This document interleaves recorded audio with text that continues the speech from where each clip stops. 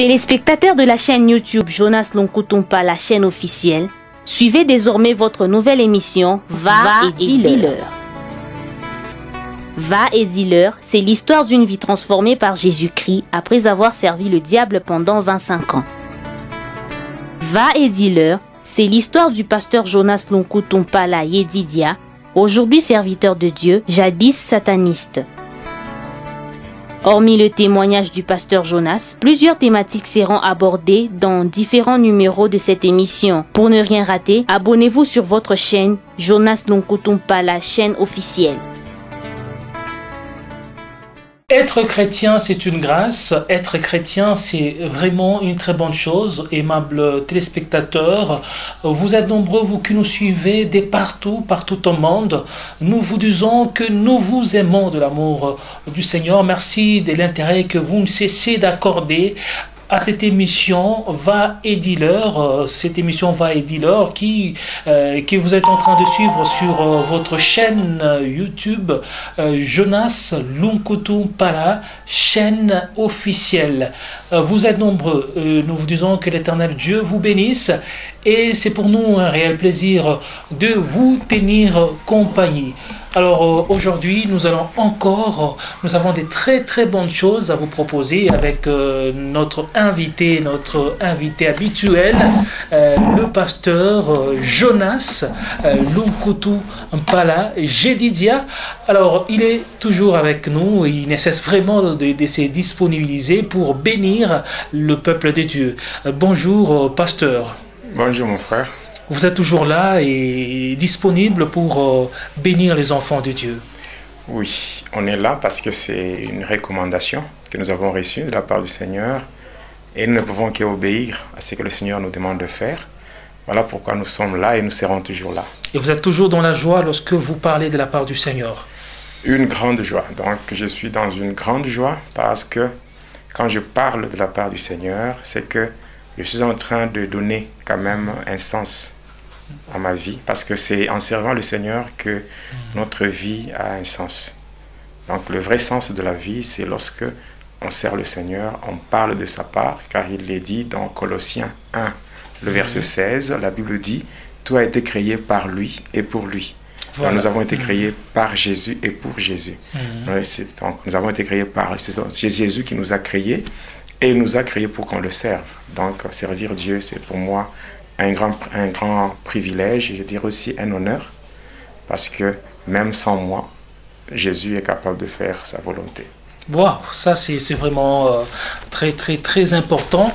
Alors pasteur, il est vrai qu'on a été avec vous il y a de cela...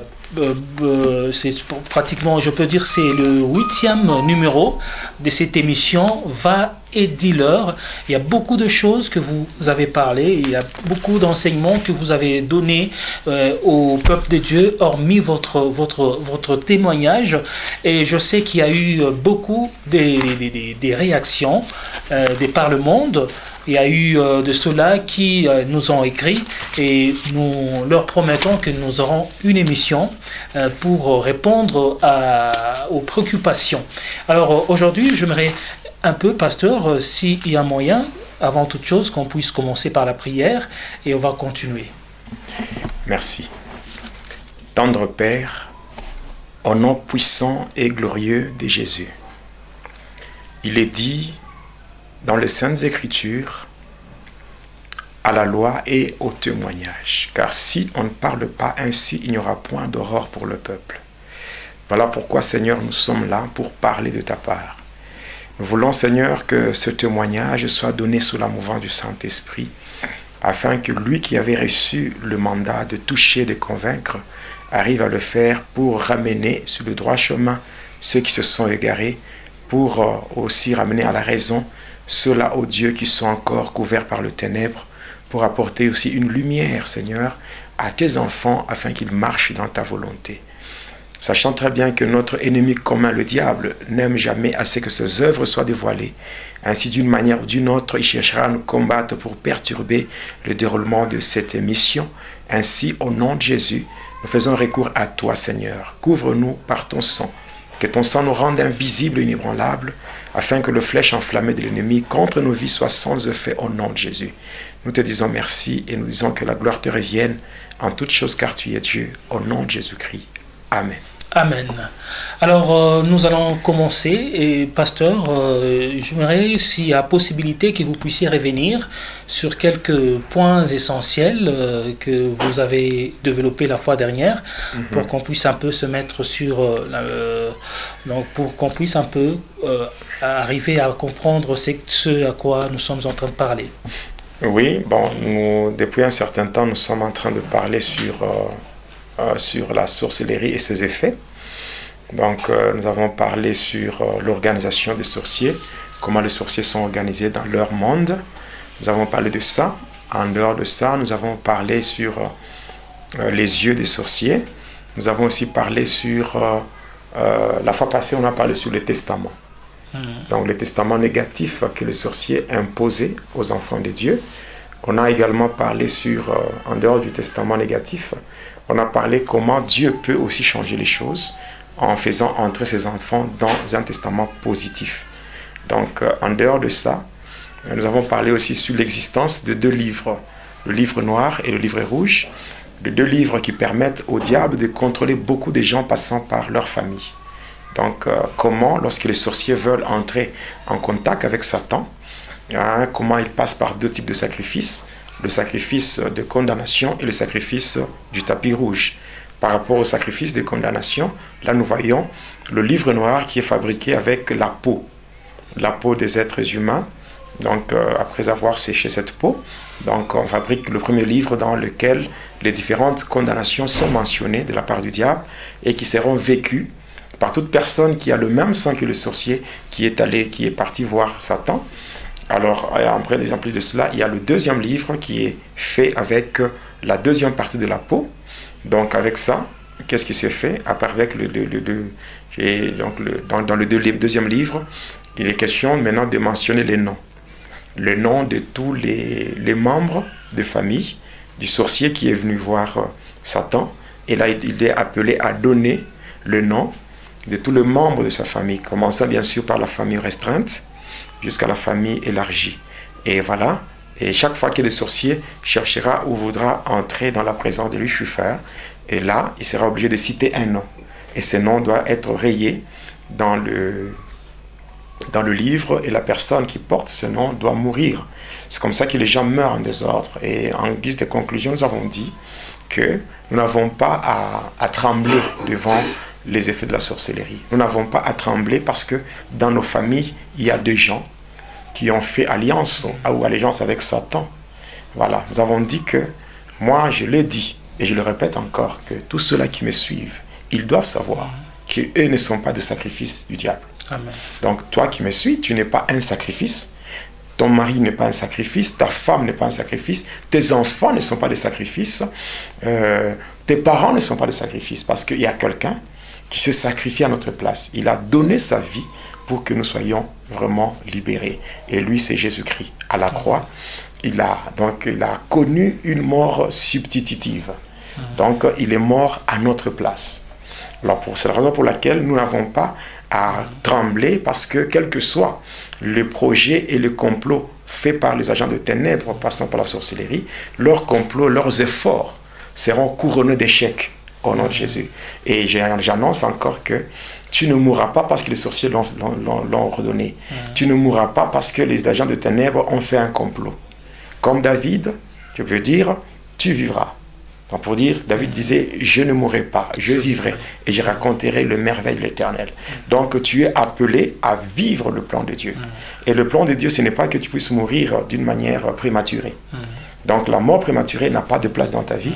Tu mourras seulement au jour ou au temps marqué par Dieu. Amen. Donc quand le temps de Dieu va arriver pour que tu quittes ce monde, tu quitteras ce monde pour aller te reposer en attendant le son de la trompette, parce que lorsque ça sonnera, certainement on sortira pour rejoindre le Seigneur dans les airs. Donc ça, c'est ce que j'ai expliqué. J'ai expliqué de comment ça s'est fait dans le monde des ténèbres. Voilà. Donc j'ai expliqué cela. Malgré que le diable continue à me faire la guerre, donc, continue à me faire la guerre, moi je n'abandonnerai jamais. Je sais que le diable, c'est un menteur. Et d'ailleurs, jusque-là, je n'ai pas encore réagi spirituellement par rapport à tout ce que les agents de ténèbres font. Donc, personnellement, j'ai pitié. Pitié de tous les acolytes de Satan qui s'est... Et vous voulez dire qu'au jour le jour, vous subissez vraiment les attaques, mais les combats? Il n'y a pas de jour. J'ai été menacé.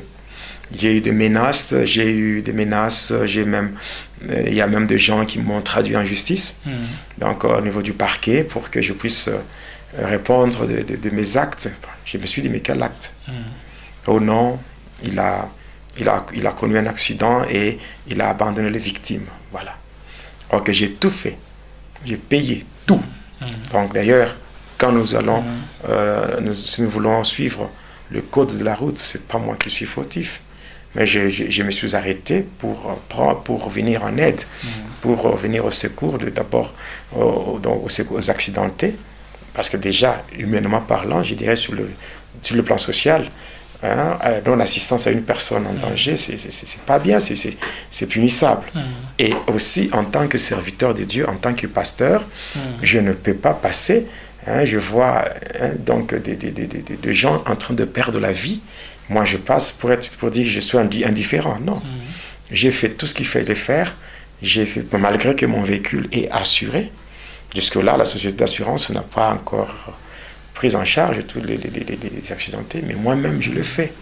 J'ai payé, j'ai donné tout le nécessaire, toute la prise en charge et tout. Mais voyant que tout s'est passé bien, et le diable, sachant très bien qu'il avait lamentablement échoué, cette fois-ci encore, une fois de plus, il a échoué lamentablement. Alors il a cherché à s'incarner dans certaines personnes pour chercher à m'inquiéter. Bon, ça c'est une peine perdue. Oui. Une peine perdue parce que moi je ne tremble pas. Et aujourd'hui, dans des natures, je suis une personne qui n'aime pas trop parler. Ce n'est pas ma nature de trop parler ou de répliquer à n'importe quoi. Mais cependant, aujourd'hui, je prends maintenant... je le dis tout haut, sans mâcher le mot, sans avoir froid aux yeux. Je le dis encore, maintenant je lance un défi. Oui, je lance un défi à tous les agents de ténèbres, tous les agents du diable. Je leur lance un défi. Parce que je sais très bien qu'ils ne sont pas à la hauteur de ma spiritualité. Et vous n'avez pas du tout peur? Peur de qui? Ou de quoi? D'abord, si le diable lui-même, je ne tremble pas devant lui. Parce que là, vous avez affaire, c'est dans le monde entier qu'on est suivi là. Bon, qu'ils se réunissent, d'ailleurs, c'est mieux. Venir en petit nombre, c'est pas intéressant. S'ils veulent vraiment m'affronter, qu'ils viennent en grand nombre. Et parce que cependant, quel que soit leur nombre, ils sont toujours inférieurs sur le plan numérique. Pourquoi? Parce que je sais que ceux qui sont avec moi sont en plus grand nombre que ceux qui sont avec eux. C'est très simple. Moi, je connais bien le diable, je connais bien son organisation. Il n'y a que ceux-là qui ne connaissent pas le diable qui peuvent trembler devant lui. Enfin, moi. Daniel 11, 32, il séduira par de flatteries le traître de l'alliance. Mais ceux du peuple qui connaîtront leur Dieu agiront avec fermeté. Moi, je connais l'alliance que j'ai avec Dieu. Et je ne trahirai jamais l'alliance que j'ai avec Dieu. Et mon Dieu est un Dieu fidèle. Un Dieu fidèle. Et sa fidélité dépasse les calculs des tombeurs de justes. C'est vrai, moi tel que je suis pas spécial, je ne suis pas extraordinaire, mais je suis une bénédiction pour le corps du Christ. Oui, oui, je le sais, sans prétention aucune, je ne suis pas donc je suis pas spécial ni extraordinaire, mais je suis une bénédiction pour le corps du Christ. Et tout ce que je fais, il y a beaucoup de gens, beaucoup de pasteurs qui sont déjà dans le ministère, qui ont plusieurs années de ministère plus que moi, mais qui ne peuvent pas faire ce que moi je fais. Oui, parce que moi je suis en train de faire un travail qui dérange le monde de ténèbres. Et mon ennemi, à moi d'abord, c'est la première créature qui a osé s'opposer à son créateur, c'est-à-dire Satan. Moi, quand je travaille comme ça, c'est Satan lui-même qui se sent mal à l'aise. Oui. Ah oui, se sent menacé. Et quoi? Il viendra avec quoi pour m'effrayer? La mort?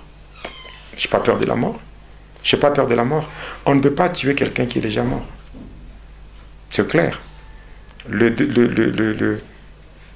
20 décembre 2003, c'est le jour où j'avais quitté ce monde, parce que le diable avait dépêché ses acolytes, ses agents, pour mettre fin à ma vie.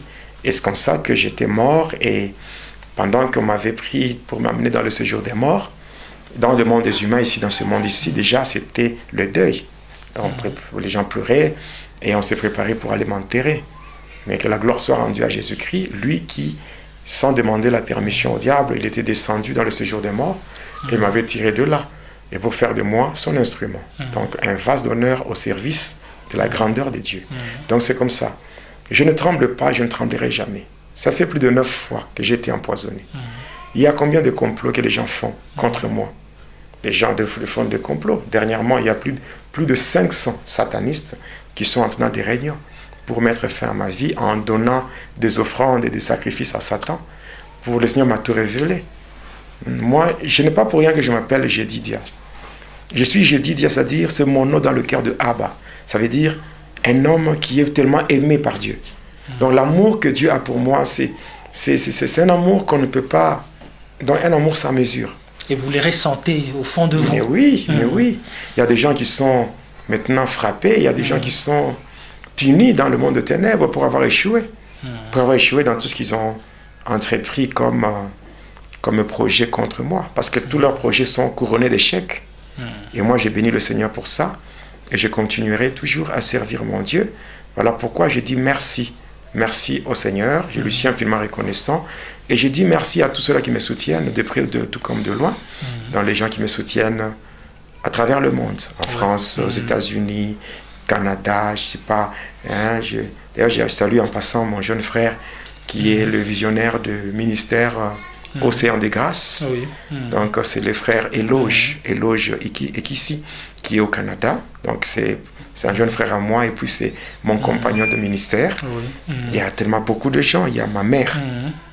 Il y a aussi ma mère qui me soutient. Oui, mais elle est aux États-Unis. Elle est à Texas. Elle est au Texas, maman Marie. Il y a dans moi tellement beaucoup de gens. Ma fille qui est en Irlande, Maria Paulina. Il y a le pasteur Amour en Côte d'Ivoire. Il y a la sœur Danielle qui est ma secrétaire à Paris. Maman Abigail aux États-Unis. Il y a maman Jocelyne aux États-Unis. Il y a tellement beaucoup de gens. Mon fils, le pasteur Isaac Inoussa au Niger. Il y a tellement beaucoup de gens. Donc je ne saurais même pas citer leurs noms tellement qu'ils sont nombreux. Ils sont tellement nombreux et nous les bénissons et nous leur disons de continuer à soutenir l'homme de Dieu qui est une bénédiction pour l'Église, corps du Christ. En tout cas, pasteur, je ne sais pas comment on peut intituler le numéro d'aujourd'hui. Quel sous-thème on peut donner? Bon, pour aujourd'hui, comme nous allons terminer avec la partie, nous allons donner quelques éléments sur les éléments qui sont restés par rapport à la sorcellerie. La fois dernière, oui. Oui, bon, et puis nous allons passer à un autre élément. Donc, nous allons passer sur le magnétisme spirituel. Donc, nous allons parler sur le catch, cette pratique qui est en fait du satanisme, mais qui se présente avec une façade sportive. Donc, nous allons parler de ça.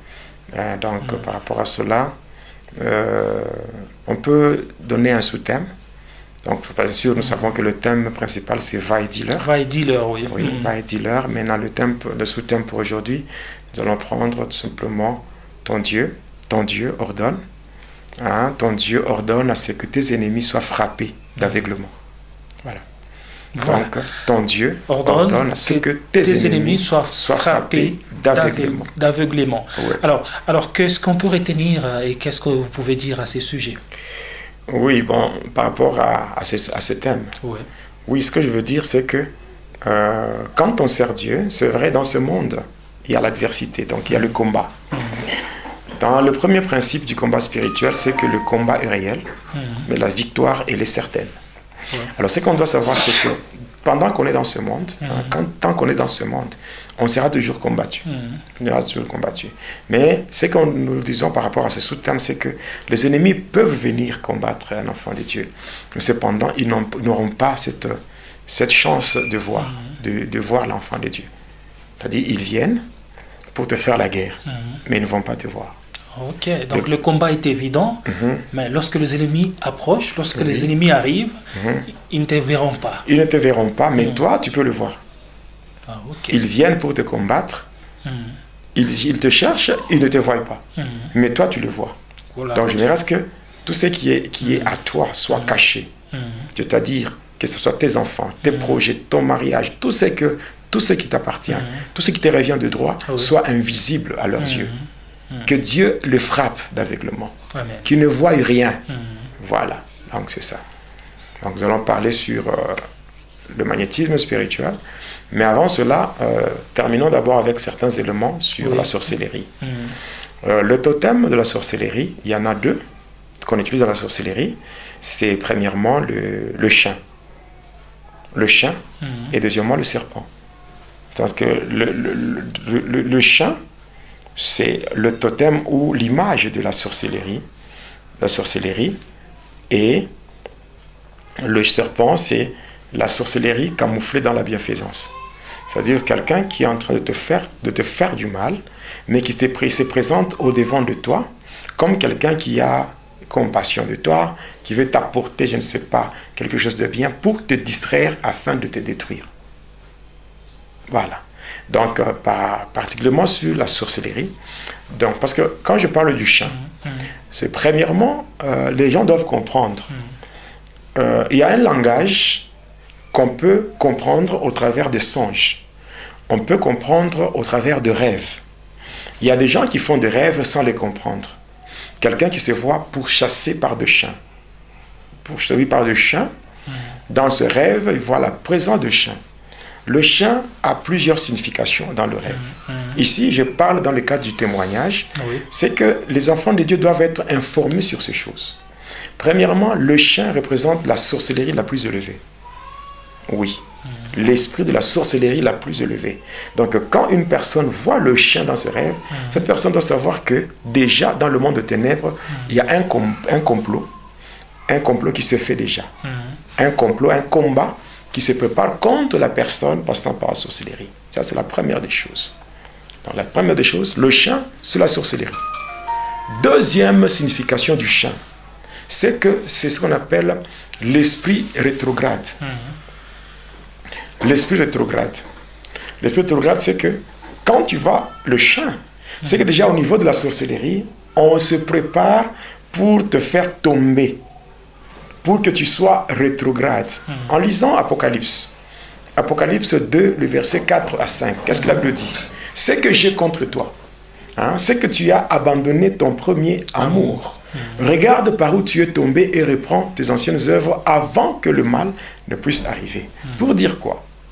Il y a des gens qui ont déjà fait naufrage par rapport à la foi. C'est-à-dire qu'on peut voir le zèle que tu as, la manière dont tu sers Dieu. Peut-être, donc, ce que tu es en train de faire, parce que celui qui sert le Seigneur de tout son cœur, il ne fait que déranger le monde de ténèbres. Et par rapport à cela, le diable ne peut pas acclamer. Le diable ne peut pas laisser la tâche facile à cette personne. Le diable, dans sa colère, cette colère-là, il va tout faire pour faire tomber la personne. Que la personne puisse régresser dans la foi. Donc quand tu vois le chien, il faut comprendre que soit c'est la sorcellerie, on prépare des choses pour te faire du mal en passant par la sorcellerie. Deuxièmement, c'est qu'on cherche à faire que tu sois un chrétien superficiel, un chrétien de nom, un chrétien charnel. Donc on commence à faire que tu sois rétrograde, que tu commences à tolérer les choses que toi-même tu condamnais. Voilà. Et en fait, il peut y arriver que l'on puisse rêver ou qu'on puisse voir dans son rêve un chien, en fait, parce que peut-être ça arrive de soi comme ça ou Non. Voir le chien comme ça, le chien qui vous attaque, c'est premièrement la sorcellerie. Deuxièmement, c'est l'esprit rétrograde. C'est aussi cet esprit qui maintient, donc, au niveau de la sorcellerie, on te maintient dans le mal. Donc, quelqu'un qui peut être même à l'église en train de condamner le péché, mais lui-même il est dedans, pour aboutir à quoi?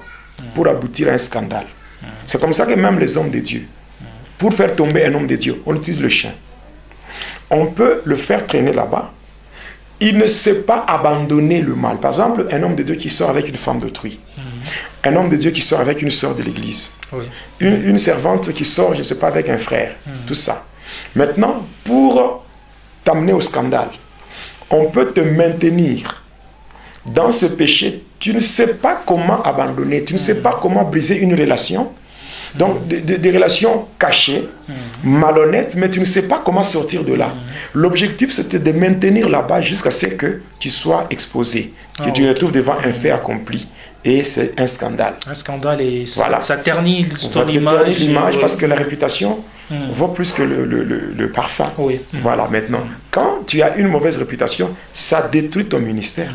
Il y a beaucoup de gens, quand vous voyez par exemple comment l'évangéliste Jimmy Swaggart a été piégé dans le monde des ténèbres. Mais même si aujourd'hui il sert Dieu, c'est vrai, mais ce n'est pas avec la même dimension.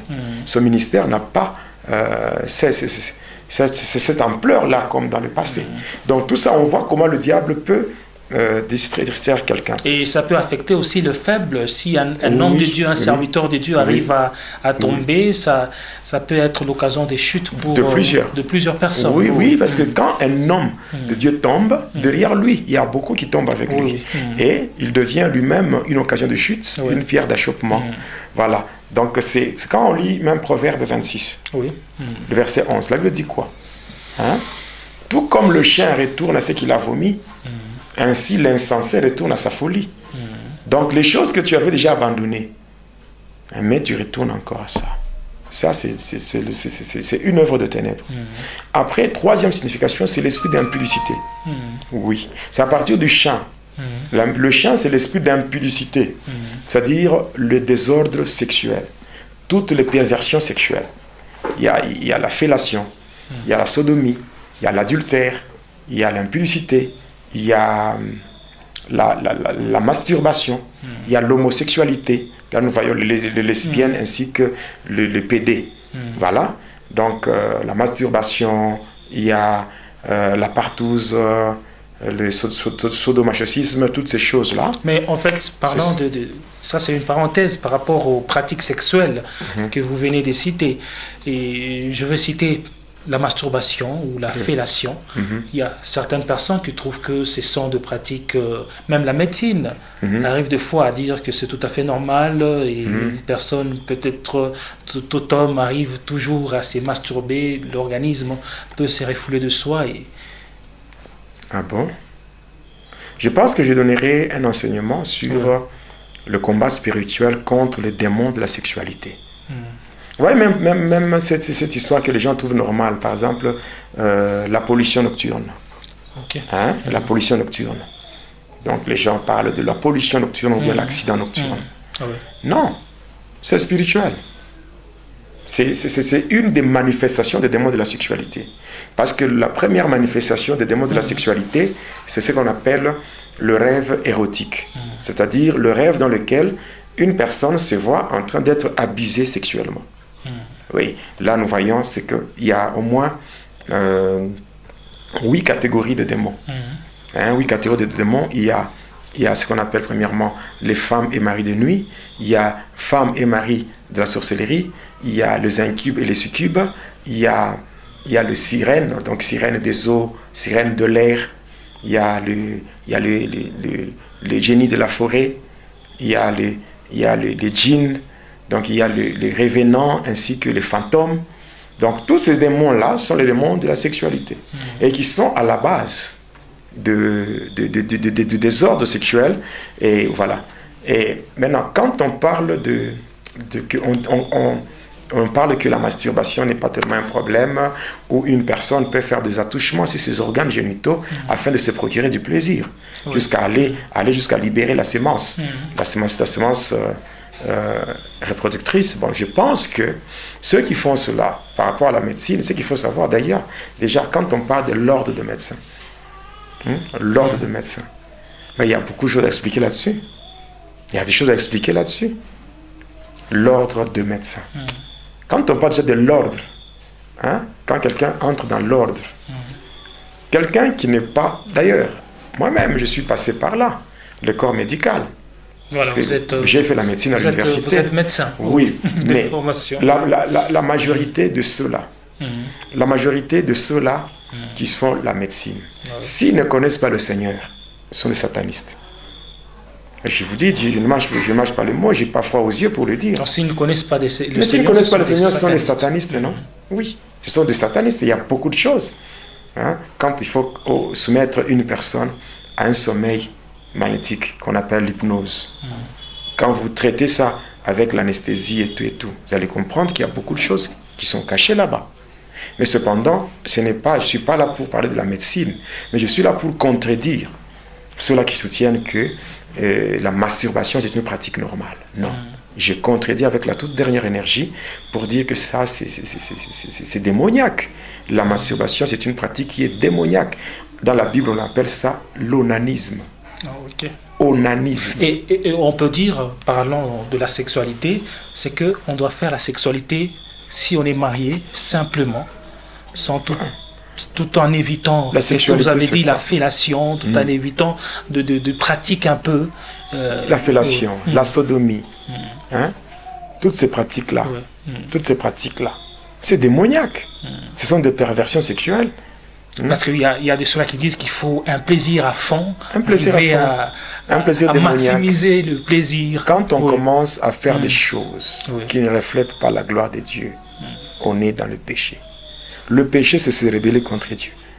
Donc, si on connaît ce qui est conforme à la volonté de Dieu, qu'est-ce que la Bible dit à ce sujet? Quand nous prenons le psaume chapitre 1er, le verset 1er jusqu'au 3e, qu'est-ce que la Bible nous dit?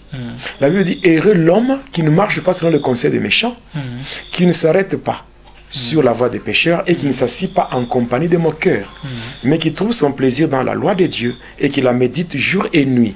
Il est comme un arbre planté près d'un courant d'eau et qui donne des fruits en sa saison, dont le feuillage ne frétrit point, et tout ce qu'il entreprend lui réussit. Pour dire encore, heureux l'homme qui ne marche pas selon les conseils des méchants.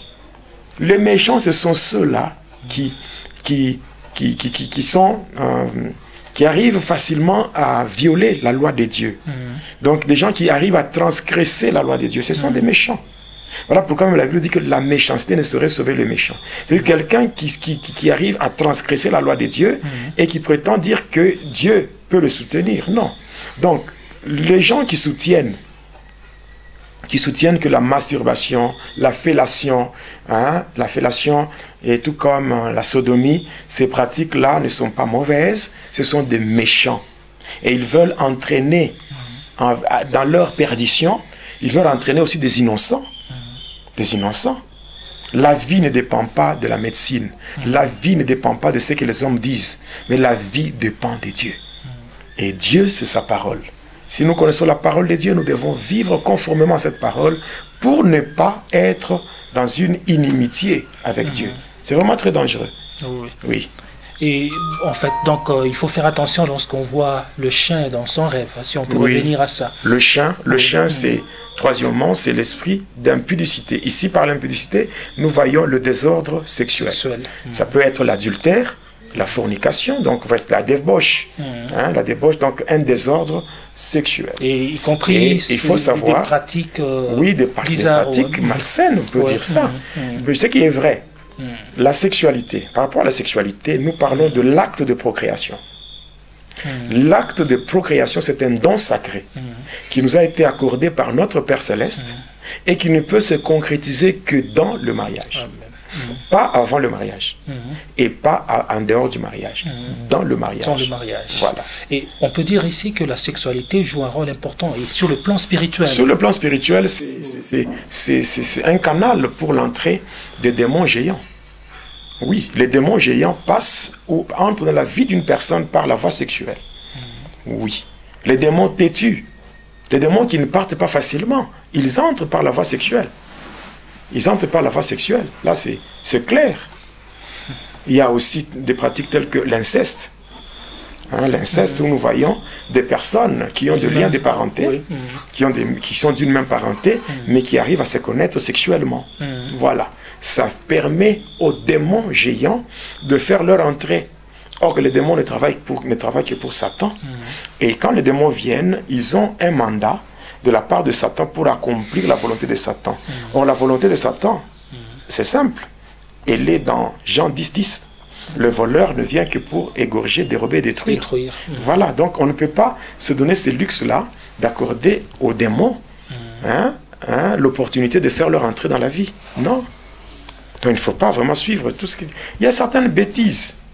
Il y a certaines bêtises. Tout cela qui... Il y a même certains hommes de Dieu. J'avais lu un livre d'un homme de Dieu qui montre même dans son livre hein, des pratiques, certaines positions que les gens doivent... Vous voyez, il y a des choses hein, qui sont vraiment bizarres. Des choses qui sont vraiment bizarres. Il ne faut pas apprendre aux enfants de Dieu comment aller à l'encontre de leur Dieu. Il ne faut pas apprendre aux enfants de Dieu comment se détourner de leur Dieu. Parce qu'il y a, tel que vous avez dit, il y a des chrétiens ou certains pasteurs qui disent que non, on est chrétien bien sûr, mais si par exemple on est marié, on doit connaître aussi à fond la sexualité pour arriver à satisfaire son partenaire, d'où eux aussi disent que non, et ils proposent, tel que vous avez dit, des positions. Et alors, est-ce que dans ça, et surtout en rapport avec les positions qu'on peut prendre lorsqu'on passe les rapports sexuels, il y a aussi un problème là-bas? Je pense que ce que je peux dire, je vous donnerai un enseignement par rapport à certaines pratiques et certaines soi-disant positions que certains pasteurs ou je dirais certains serviteurs ou certains parrains apprennent à leurs filleuls. Donc je vous dirai comment, par cause de leur ignorance, ils permettent aux démons de contrôler beaucoup de gens. Donc il y a des gens qui se retrouvent avec une vie conjugale contrôlée dans le ténèbre. Ça veut dire quoi? Ça veut dire que le mariage soit honoré de tous et que le lit conjugal soit exempt de toute souillure. Il y a certaines pratiques, certaines positions, ce sont des souillures. Ce sont des choses que vous faites croyant que c'est non parce qu'on nous a prodigué des conseils, on nous a dit par ceux-là qui nous ont précédés. Heureux l'homme qui ne marche pas selon les conseils des méchants. Tout conseil qui n'a pas un fondement biblique, tout conseil qui ne reflète pas la gloire de Dieu, c'est une souillure. C'est une souillure parce que même si on peut dire que le pasteur Jonas est vraiment radical ou il est vraiment trop strict, je dirais ceci. Alors, comprenez-moi, moi je suis quelqu'un qui vient du monde des ténèbres. Je connais bien des choses qui se font là-bas. Et je ne peux pas me donner le luxe là de laisser les enfants de Dieu dans l'ignorance pour que les démons prennent le dessus sur eux. C'est à ce moment-là je vais passer à côté de ma mission. Bon, si moi je suis là, je ne fais que la mission que j'ai reçue de la part du Seigneur. Je témoigne de ce que j'ai vu, ce que j'ai vu, ce que j'ai expérimenté. Donc ces choses-là ces choses-là doivent être mises à nu afin que les enfants de Dieu soient éclairés pour qu'ils ne tombent pas dans les erreurs. Parce que vous savez, le diable ou les démons, c'est facile pour eux de faire leur entrée. Mais pour le faire partir, c'est un problème. Regardez aujourd'hui, les églises se transforment. Aujourd'hui, les églises ne tiennent pas compte vraiment beaucoup plus sur le salut. Parce que tellement que les gens ont des problèmes. Et des problèmes d'origine démoniaque. Aujourd'hui, les églises, ça devient maintenant un lieu de spectacle où on ne fait que chasser les démons. Alors pourquoi ne pas prendre des précautions pour empêcher aux démons d'entrer? Ou qu'est-ce que vous préférez? Laissez donc faire du n'importe quoi, mener une vie avec légèreté, laisser les démons faire leur entrée et pour commencer à faire des scénarios de délivrance, des spectacles dans les églises. On vaut mieux prévenir. Hein? Voilà, c'est simple. C'est simple. Et tout ce que je suis en train de dire là, je le fais de tout cœur, je le fais avec amour parce que je suis un pasteur. Je suis un pasteur, j'ai déjà traité plusieurs cas, de délivrance, j'ai déjà reçu beaucoup de personnes dans mon bureau, dans le cadre de la cure d'âme. Mais quand vous écoutez ce que les gens vivent, les gens parlent, c'est horrible. Et tout ça, quand vous essayez un peu d'aller plus loin, les gens vous disent que non, on nous disait que c'était normal. Vous voyez? On vous disait que c'était normal. Et les gens pratiquaient ces choses. Et le diable, dans son coin, il est tranquille, en train de se réjouir. Il est dans la joie parce qu'il s'est dit, mais ces gens peuvent aller à l'église, ils prient, ils chantent, ils font tout. Mais vu qu'ils sont en train de pratiquer mes enseignements, il y a certains enseignements diaboliques qui sont donnés par les soi-disant hommes de Dieu et qui induisent en erreur beaucoup d'enfants de Dieu. Mais apparemment, ces enseignements-là, on dirait, c'est connu comme des vérités. Quelle vérité? Comme de vérités générales. Hein? En fait, c'est resté ancré dans voilà pourquoi la Bible chrétiens. Dit mon peuple périt parce qu'il manque la connaissance. Osée 4:6 et Jean 8:32 déclare vous connaîtrez la vérité et la vérité vous affranchira. Croyez-moi mon frère, j'aimerais vous dire la vérité. Je suis empoisonné, ça fait plus de 9 fois. Il n'y a que 2 fois que les satanistes à part entière ont eu à m'empoisonner. Mais les 7 fois qui restent, ce sont des pasteurs déguisés, donc des satanistes déguisés en serviteurs de Dieu qui sont dans les églises. hein, qui me font la guerre parce qu'ils voient que je suis en train de les démasquer. Et moi, je ne cesserai jamais parce que je sais très bien que la mort, c'est un passage par lequel tout être humain doit passer pour rejoindre le Seigneur. Parce que même le Seigneur Jésus-Christ, pour regagner sa demeure, il a fallu passer par la mort. Donc la mort, c'est un passage, vous ne pouvez pas trembler. Parce que, en fait, de la même manière que nous avons été introduits dans ce monde, c'est de cette même manière que nous serons appelés à quitter ce monde. Et quitter ce monde ne peut pas nous faire trembler si nous sommes dans la volonté parfaite de Dieu. Nous pouvons rentrer, oui, nous pouvons rentrer dans la présence de Dieu. C'est simple, mais pendant que je suis encore sur la terre, qu'est-ce que je peux faire? Accomplir la volonté de Dieu, faire la mission, comme disait mon frère, Papa Alain Moloto. Il dit, mais qu'est-ce que moi je suis le sel de la terre.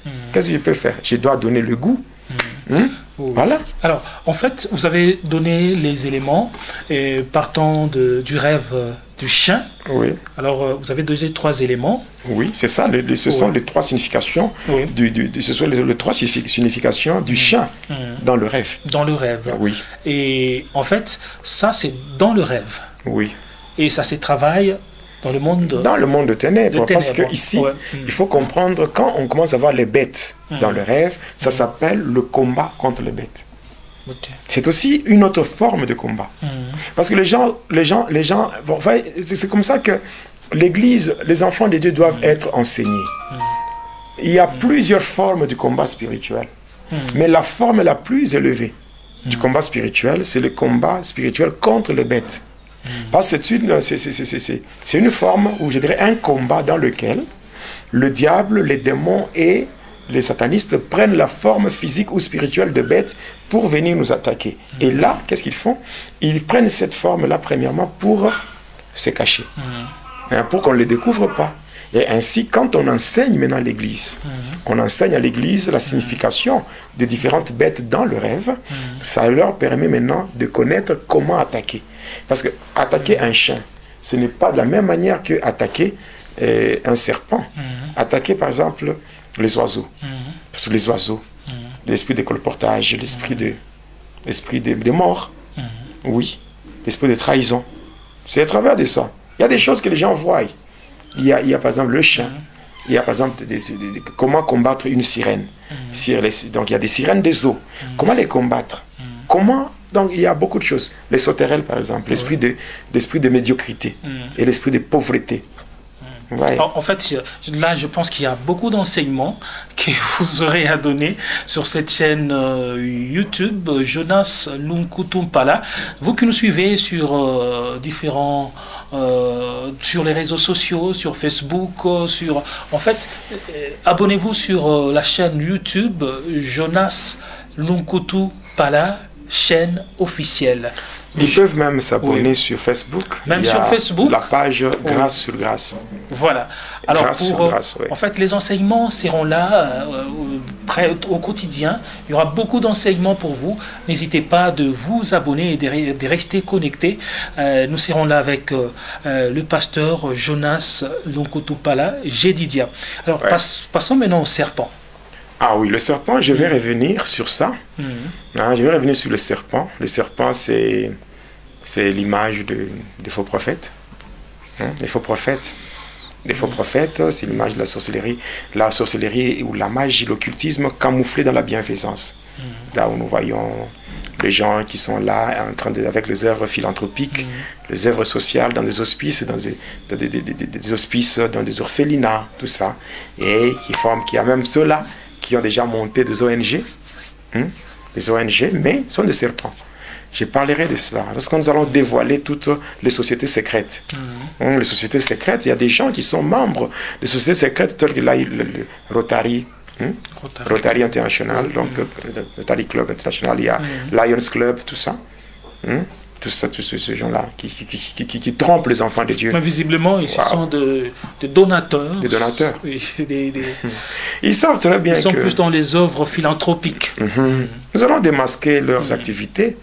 Beaucoup. Il y a de ceux-là qui sont financés par des satanistes avec les ONG. Des ONG qui se créent ça et là. Il y a beaucoup de gens, surtout en Afrique. Beaucoup d'ONG qui sont financés par des satanistes. Oui.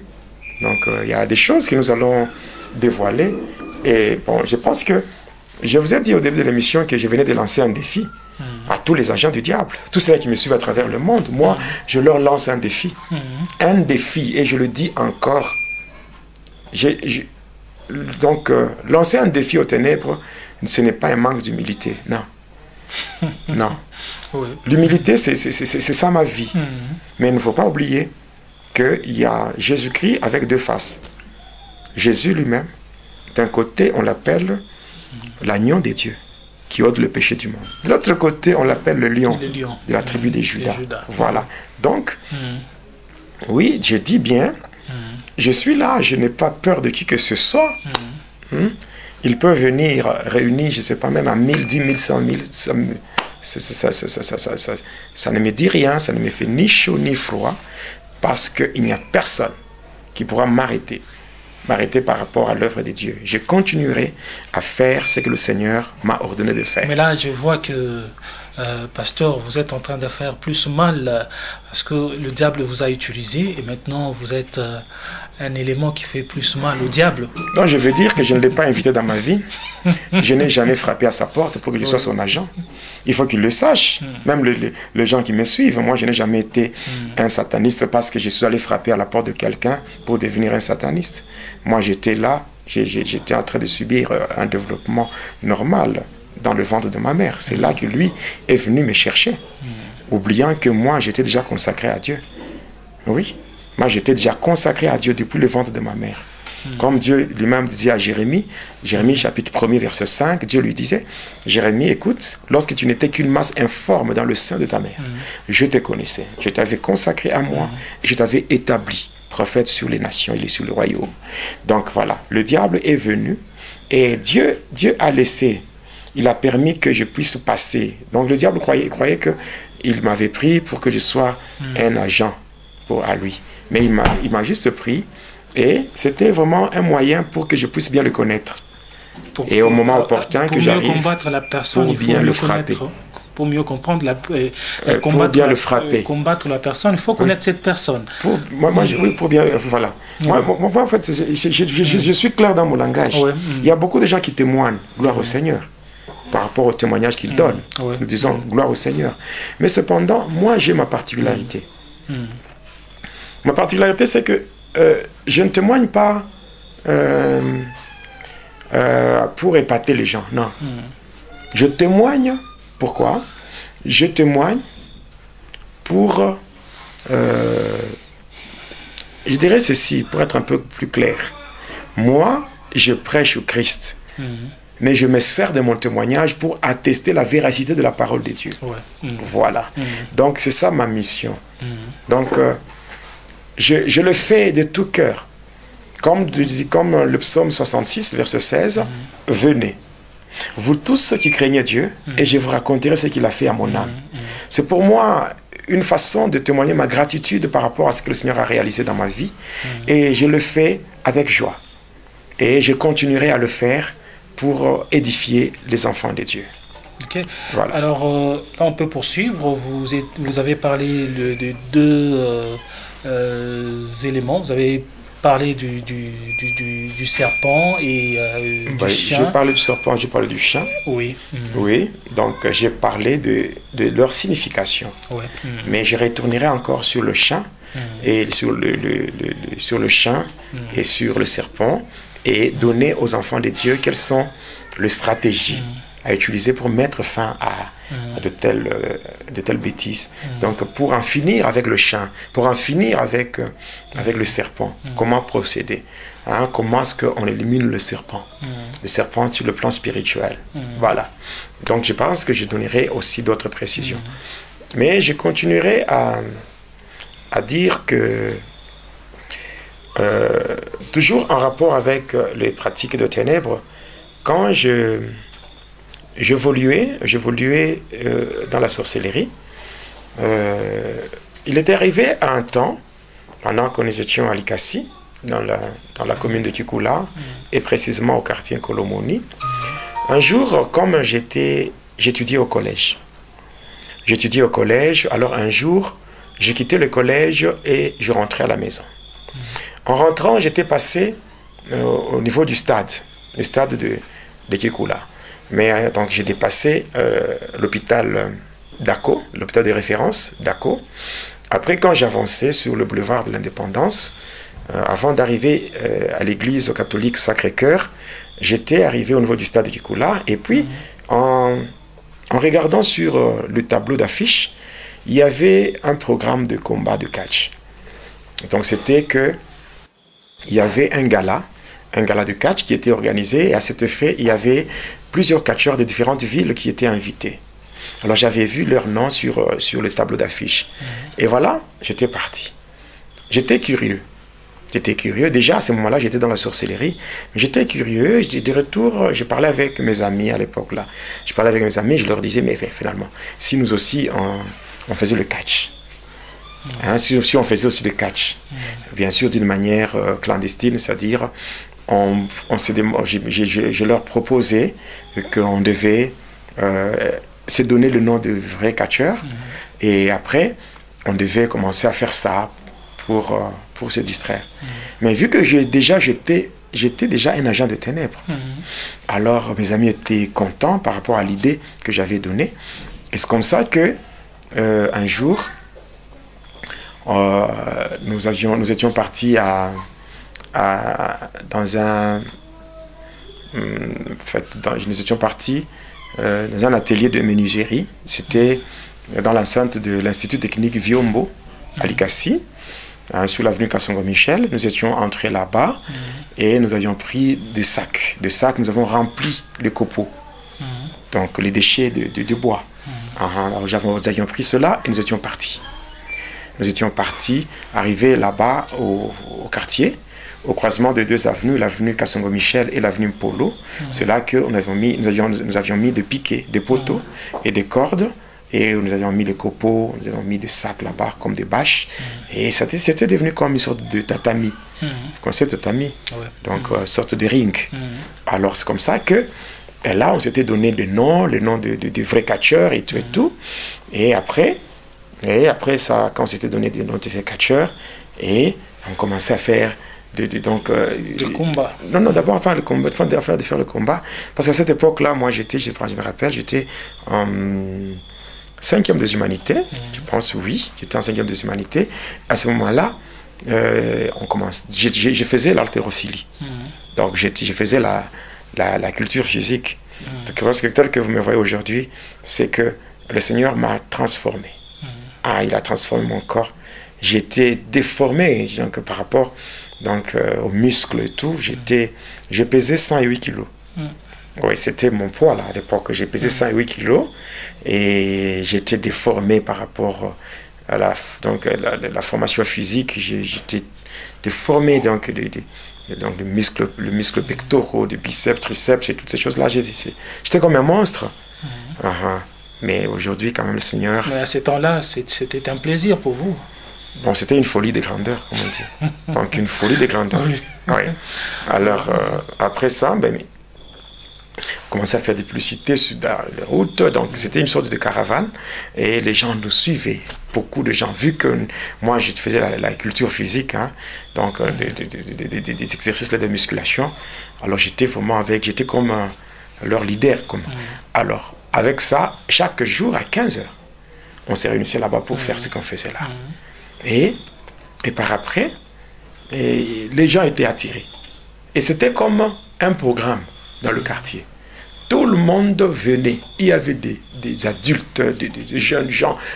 Donc c'était plein. Non, ça commençait comme ça, en plein air. Comme un jeu, là, et ça a pris de l'ampleur. Ça avait pris de l'ampleur et beaucoup de gens, même à l'époque, là, les gendarmes, donc les agents de l'ordre là, qui étaient à la gendarmerie, venaient là-bas.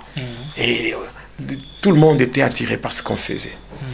Alors, après, moi-même, toujours, comme c'est moi qui étais l'initiateur de ces jeux-là sataniques, alors j'avais encore réuni mes amis pour leur dire, mais en fait, comme il y a beaucoup de gens qui viennent nous voir, alors il fallait, cette fois-ci, chacun devait aller de son côté. Alors d'abord, premièrement, avant ça, j'attire l'attention des parents qui doivent vraiment faire très attention quand leurs enfants commencent à faire les jeux de main, même les arts martiaux. Dans les arts martiaux, il y a tellement beaucoup de choses sataniques. Alors, il faut interdire aux enfants par rapport aux jeux de main et aussi faire des histoires comme de catch, tout ça, il faut éviter. Après ça, moi, comme on se réunissait là-bas, quand on faisait ce soi-disant sport, les gens qui venaient là-bas, moi, je n'étais pas seul. Il y avait des esprits qui m'accompagnaient. Et chaque fois que les gens venaient suivre ce spectacle-là, les esprits s'attachaient à leur corps. Et quand ils partaient, ces esprits entraient avec eux dans leur maison. Et ça me permettait, moi, avec tous les sorciers de ma fraternité là, on pouvait la nuit aller pour opérer dans les différentes maisons, passant par les démons déjà qui s'attachaient aux gens. Et après, maintenant, quand j'avais donné la proposition aux gens d'aller, aux amis que chacun aille, que chacun devait aller de son côté pour chercher des pouvoirs, des fétiches, pour que cette fois-là, lorsqu'on va se rencontrer, que ça ne soit pas seulement des choses physiques, mais que ça soit maintenant la démonstration de puissance et tout ça. Que les spectacles soient tellement riches. Voilà, c'est comme ça. Et moi, quand j'étais parti de mon côté. Alors ici, on peut revenir un peu sur ce que vous avez dit. Vous avez parlé des jeux de main qu'il faut interdire aux enfants. Oui, les jeux de main. C'est quoi ces jeux de main là? Le jeu de main, c'est-à-dire que quand vous voyez les enfants qui sont en train de pratiquer les arts martiaux, peut-être certaines choses que les enfants voient dans des films, ou ce qu'ils voient à la télé, mais ils commencent à se pratiquer ça sur eux-mêmes. Donc ils commencent à faire ça. Donc, pendant qu'ils font des jeux, ils commencent à pratiquer ce qu'ils ont vu à la télé, ou bien dans des films, donc en termes de, comme les arts martiaux. Ça, c'est faut interdire ça. Et même surtout en Afrique, lorsqu'on voit des enfants qui se réunissent là pour faire des jeux, des jeux qui ne sont pas vraiment bien, il faut interdire parce qu'on peut voir que ce sont des jeux. Il commence à imiter les acteurs de karaté, les Bruce Lee. Lui, le diable voit déjà son intérêt. Et quand il voit son intérêt, il va amplifier la chose pour tirer gloire. C'est comme ça que, vous voyez, on était au niveau physique. Après le niveau physique, nous sommes passés à une autre étape. C'est comme ça qu'un jour, quand j'ai rentré du collège, en passant par le stade, j'avais vu qu'il y avait encore un autre combat. C'est comme ça que je m'étais renseigné par rapport au logement des catcheurs. Il y avait des catcheurs qui étaient logés dans les différents hôtels. Alors moi, j'étais parti vers un hôtel. C'était l'hôtel Amani. Cet hôtel existe même maintenant. Il se trouve à Likassi, dans la commune de Tikola, sur l'avenue Foyer Social. Donc quand vous quittez, vous êtes... donc c'est entre l'avenue Kassongo-Michel et l'avenue Basanga. Voilà. Maintenant, quand on quitte l'avenue Kassongo-Michel, on part vers l'avenue Basanga, après 3 maisons. Donc là, il y a un hôtel en étage, l'hôtel Amani. C'est là où moi j'étais parti. Et quand j'étais arrivé, j'avais rencontré un catcheur. Et ce catcheur-là était originaire de Kolwezi. Et quand j'étais arrivé là-bas, je lui avais soumis mon problème. Après, j'avais parlé avec lui, donc après lui avoir soumis le problème que j'avais, c'est comme ça que ce catcheur-là s'était mis d'abord à rire et par après il me demande de lui payer la bière. Et j'avais l'argent sur moi, l'argent qui était destiné à payer le frais de l'école. C'est comme ça que je lui avais payé la bière. Après la bière, alors il me dit ça va, tu peux rentrer chez toi. Et quand tu vas rentrer chez toi, tu vas faire quoi? Tu vas prêter les éléments que je vais citer. Et le lendemain, tu reviendras ici. C'est comme ça que j'étais parti. J'étais parti et le lendemain, j'étais là. J'étais là, le lendemain, avec mon colis qui contenait ou qui renfermait les éléments qui avaient été demandés. J'arrive. Alors, quels sont ces éléments qui étaient demandés? Il m'avait demandé de payer 2 bougies. 2 bougies blanches. De payer 2 désodorisants qu'on appelle communément les chulai. Voilà. Je devais payer aussi le sel indigène. Je devais payer aussi le parfum qu'on utilise donc on utilise souvent dans des funérailles. Donc le parfum Avanita. Je devais aussi payer 2 tiges de cigarettes, de cigarettes fortes. Je devais payer ça aussi. Je devais aussi payer un mouchoir blanc. Voilà. Et j'étais venu avec ces éléments-là. Et quand j'étais venu avec ça, c'était autour de 19h, où nous étions à l'hôtel. Et pendant qu'on parlait, lui-même me dira « Oh, ça va ?» Au lieu de passer directement à l'essentiel. Il me dira, non, écoute, il était en train de me parler sur d'autres choses. Me parler sur d'autres choses et tout. Et va arriver vers minuit, 1 heure de pointe, c'est là qu'il me dira que tu vois, c'est toi qui es venu chercher le pouvoir. Alors comme tu as besoin de pouvoir, tu dois te rendre au cimetière. Et tu dois y aller seul. Tu dois y aller seul et tu iras déposer, ces histoires sur une tombe. Et voilà, j'étais parti. À minuit, seul. À cette époque-là, je n'étais même pas à l'université. J'étais aux études secondaires. Donc j'étais aux humanités. C'est comme ça que j'avais quitté. Je quitte l'hôtel, je descends avec l'avenue Frère Social, je tombe sur l'avenue, donc je quitte l'avenue Frère Social, l'avenue Frère Michel, je monte sur l'avenue Lumumba et de là j'évolue jusqu'à la bifurcation où il y avait une église catholique Sacré-Cœur. Je laisse la route qui va vers la ville, c'est-à-dire le boulevard de l'Indépendance, mais je prends l'avenue Lumumba qui va vers la commune qu'on appelle la commune de Panda. Et c'est comme ça que j'étais parti. Je dépasse le terrain de foot, après je dépasse l'hospice du vieillard et juste après je m'étais retrouvé devant le cimetière de Sapin. Et c'est comme ça que je devais entrer dans le cimetière de Sapin. Alors arrivé à l'entrée du cimetière, à partir du cimetière, de l'entrée, je devais compter 49 pas. Je devais compter 49 pas et j'étais entré seul et après le 49 pas, j'étais devant maintenant une tombe.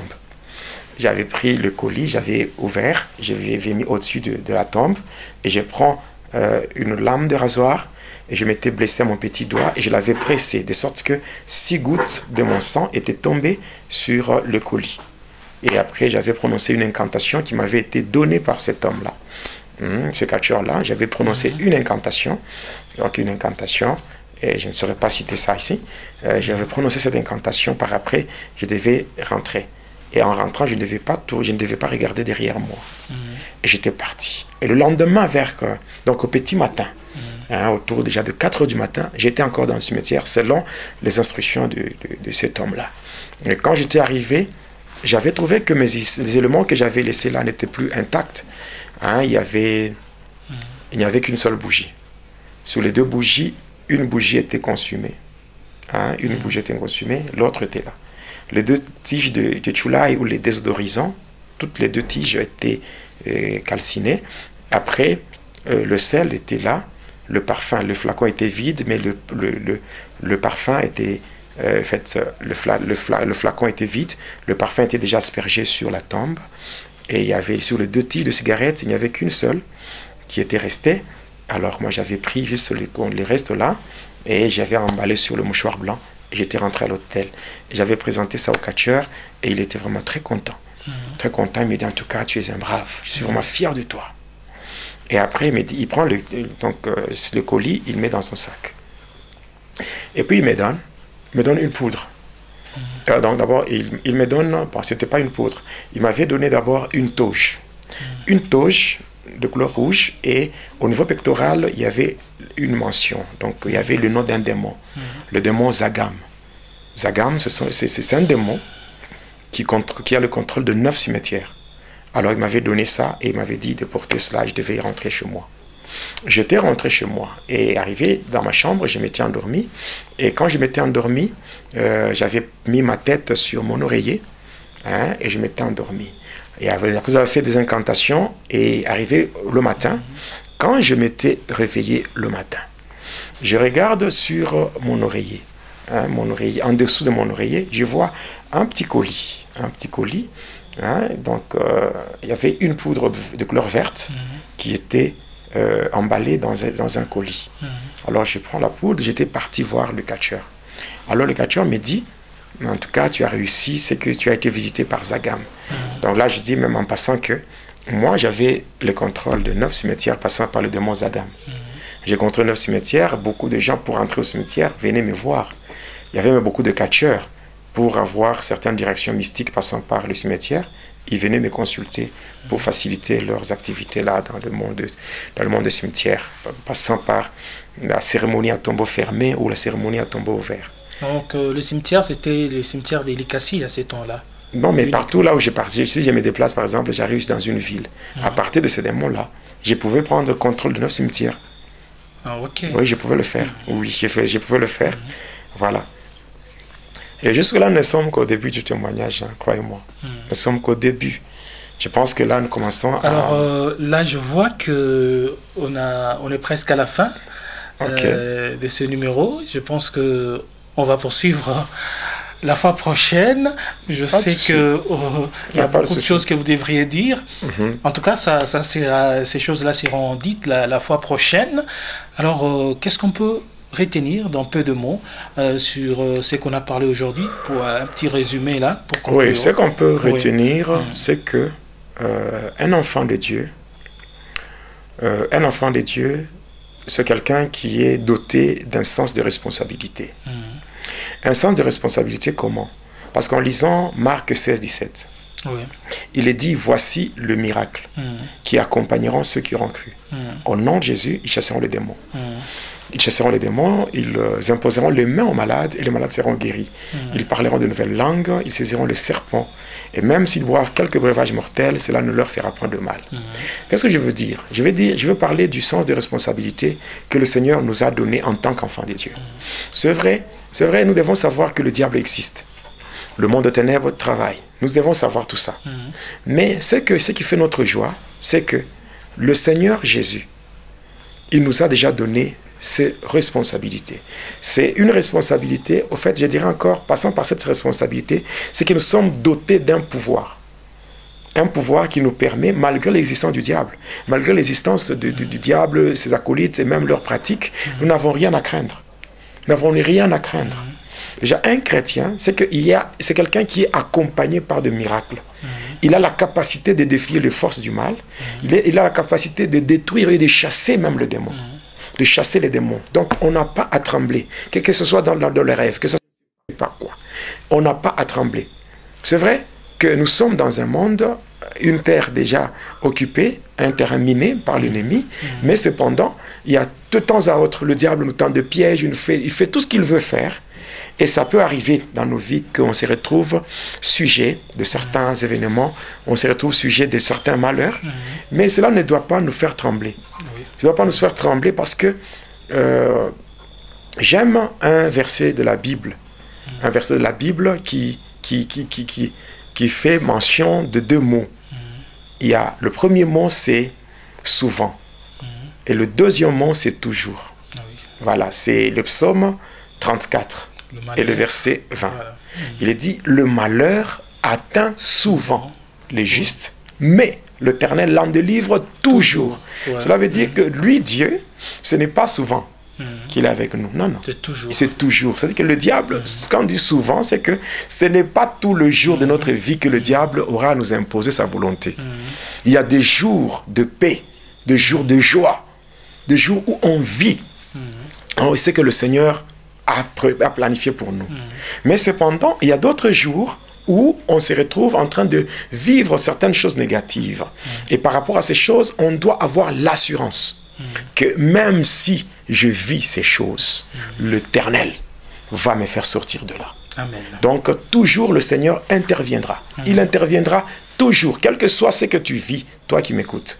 Quel que soit ce que tu vis, quel que soit le moment difficile, le temps fâcheux par lequel tu es en train de passer, sache que l'Éternel Dieu, lui qui fait toutes choses bonnes en son temps, il va te faire sortir de là et ce sera une confusion et une humiliation dans le camp de ceux qui ont médité ta perte, ceux-là qui ont planifié ton échec, ou ceux-là qui ont planifié de mauvaises choses contre toi, ils seront humiliés et Dieu va te justifier. Au nom de Jésus-Christ.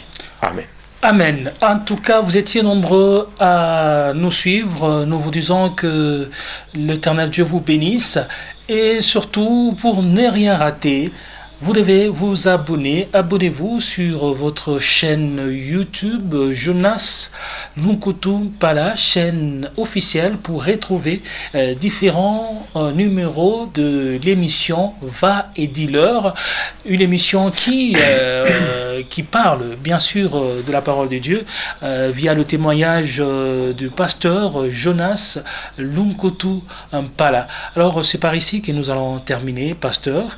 Oui. Et une prière pour ceux-là, bien sûr, qui ont peut-être connu de tels rêves.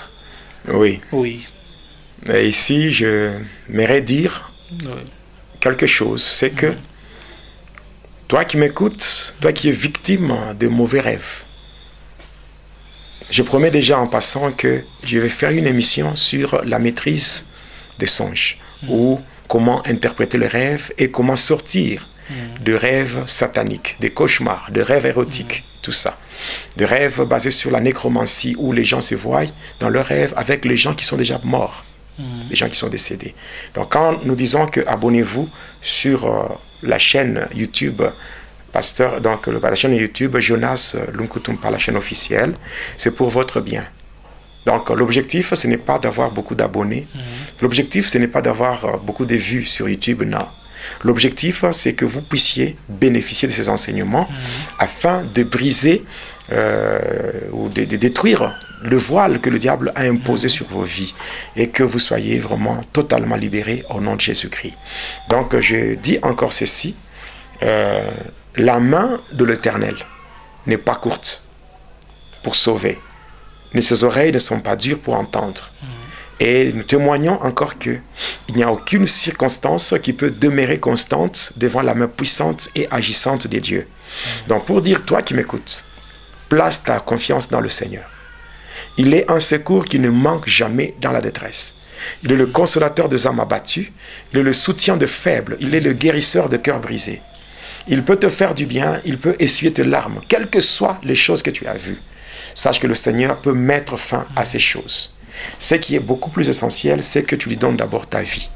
Que tu donnes d'abord ta vie au Seigneur Jésus-Christ pour que tu sois d'abord sauvé. Le salut dépasse toute chose que tu peux y envier dans ce monde. Mais maintenant, au moment que je te parle, le Seigneur Jésus-Christ, il est là. Il est là à la porte de ton cœur en train de frapper. Il dit dans Apocalypse 3, le verset 20, il dit, mais voici, je me tiens à la porte et je frappe. Mais si quelqu'un entend ma voix et qu'il l'ouvre, j'entrerai. Jésus peut entrer dans ta vie. La délivrance, c'est Jésus qui l'opère parce qu'il est le rocher de la délivrance. La délivrance, c'est un processus qui va te faire entrer dans une vie de victoire. Mais avant d'expérimenter la victoire dans le Seigneur, commence d'abord par expérimenter le bénéfice de la croix. Et par le bénéfice de la croix, j'aimerais te dire, quelle que soit la couleur de tes péchés, Jésus est mort. Il a pris tes péchés sur lui et il est monté à la croix. Il est mort à ta place. Alors aujourd'hui, il veut faire son entrée dans ta vie. Si tu es là, tu n'as pas encore donné ta vie à Jésus-Christ, j'aimerais t'inviter à le faire. Donne ta vie à Jésus, même en commentaire, tu peux écrire ton nom. Tu peux écrire ton nom, tu peux nous donner tes coordonnées, nous pouvons te contacter, nous pouvons faire une prière avec toi, nous pouvons t'appeler en apartheid, c'est-à-dire que nous pouvons t'appeler en privé. Et là, nous pouvons faire une prière avec toi, nous pouvons t'orienter par la grâce de Dieu. De la même manière que le Seigneur a fait du bien à moi qui te parle, il le fera aussi pour toi. Parce que la grâce qui m'a été accordée, cette grâce, le Seigneur peut aussi te l'accorder. Alors aujourd'hui, quand tu entends la voix de Dieu, n'endurcis pas ton cœur. Ouvre ton cœur et que laisse Jésus faire son entrée pour changer ta vie, pour te transformer, pour te restaurer. Seigneur, au nom de Jésus-Christ, toi le véritable Dieu, le Dieu qui nous a mandatés et qui nous a établis, je prie pour ton peuple. Je prie pour tous ceux-là qui sont victimes des mauvais rêves, tous ceux-là qui sont visités par le chien, tous ceux-là qui sont visités par le serpent, tous ceux-là, oh Dieu, qui se retrouvent bloqués dans l'impudicité, dans le désordre sexuel, passant par la puissance de chien. Oui, ceux-là qui sont victimes de la sorcellerie. Tous ceux-là qui sont envoûtés, oh Dieu. Ceux-là qui vivent sous envoûtement à cause de la sorcellerie. Ceux-là, oh Dieu, qui sont rétrogrades. Ceux-là, oh Seigneur, mon Dieu, Jésus. Tous ceux-là qui sont victimes des choses négatives venant du monde de ténèbres. J'ai prié pour eux. Laisse que ta main les touche. Que cette main qui n'est pas courte, que cette main les touche. Que ta main le touche et que la puissance du Saint-Esprit se manifeste sous forme de feu et que ces feux puissent briser le chêne, couper le lien au nom de Jésus-Christ. Oui Seigneur, agis dans la vie de tout un chacun, de tous ceux-là qui ont suivi, qu'ils soient touchés par ta main et que la restauration ainsi que les faveurs divines soient leur partage au nom de Jésus-Christ. Que la gloire te revienne en toutes choses car tu es Dieu, au nom puissant et glorieux de Jésus-Christ, notre Seigneur et Sauveur, que nous prions ainsi avec foi et action de grâce. Amen. Amen. Alors, en fait, pour ceux-là qui nous suivent sur YouTube, le numéro est affiché.